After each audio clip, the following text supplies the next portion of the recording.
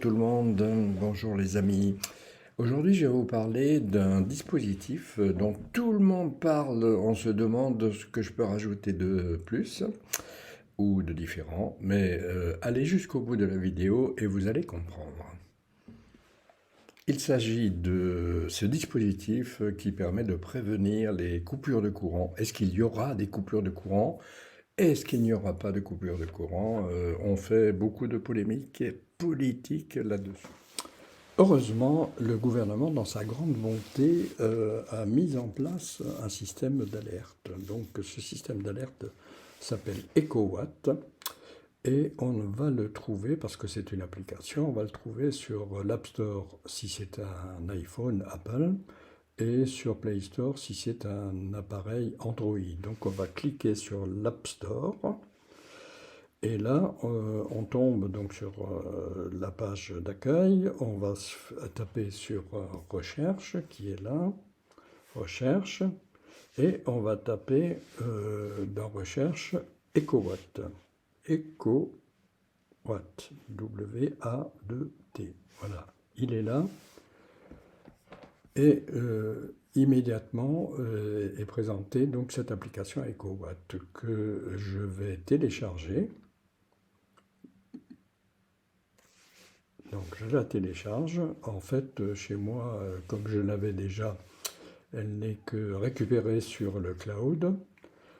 Je l'ouvre et me voilà sur EcoWatt. Autorisez-vous EcoWatt à vous envoyer des notifications? Ben oui, bien sûr, parce que c'est fait pour ça. Donc il vaut mieux autoriser EcoWatt à envoyer des notifications. Autoriser. Ensuite, on va voir un petit peu ce qui se passe. Suivant.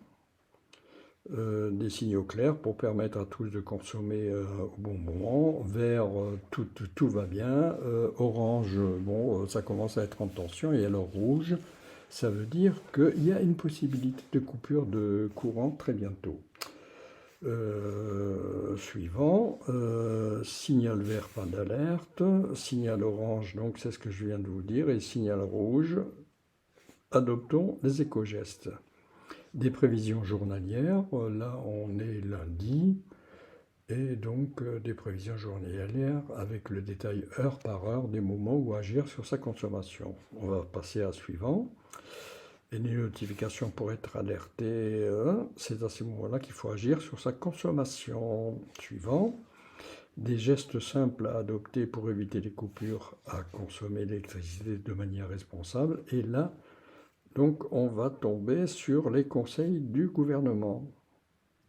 Donc aujourd'hui tout va bien, mais si je peux accéder aux éco-gestes, économiser de l'énergie, baisser la température du chauffage à 19 degrés, bon après c'est comme vous voulez, vous pouvez la mettre à 15 aussi ou à 22, réduire l'utilisation de l'eau chaude, généraliser l'éclairage LED, couvrir les casseroles et les poêles pour raccourcir le temps de cuisson, etc., etc. Bon, tout ça c'est très très simple. Donc je retourne à ma page de menu. Donc vous avez l'EcoWatt qui est ici, que vous pouvez ouvrir à tout moment. Pas trop difficile, c'est assez simple. Bon, en fait, c'est quand même bien d'avoir fait une petite application dans ce sens-là, puisque l'urgence du moment le commande.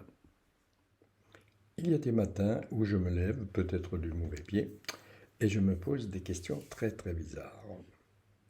Au tout début d'Internet, dans les années 2000, je rêvais que, en fait, cet outil allait nous permettre à chacun de donner un avis, de participer un petit peu plus, mettons, à la construction de notre vie quotidienne, de trouver plus d'informations, de mieux participer, que l'on puisse donner notre avis sur des questions qui concernent notre quotidien. Vous allez me dire, quel est le rapport avec EcoWatt? Eh bien, c'est très très simple. Nous sommes 20 ans après le début d'Internet, et voilà que je me réveille et que je constate que c'est un service du ministère de je ne sais quoi qui me dit ce qu'il faut faire pour économiser l'énergie. Il me dit d'éteindre les lumières quand on n'en a pas besoin, de mettre un couvercle sur les marmites pour que ça chauffe plus vite, de préférer peut-être manger un tartare bien épicé plutôt qu'un bœuf en daube parce que la cuisson est plus courte. Ceci dit, je ne suis pas en train de vous dire que EcoWatt n'est pas utile. Il permettra certainement d'anticiper des coupures en cas de surcharge du réseau.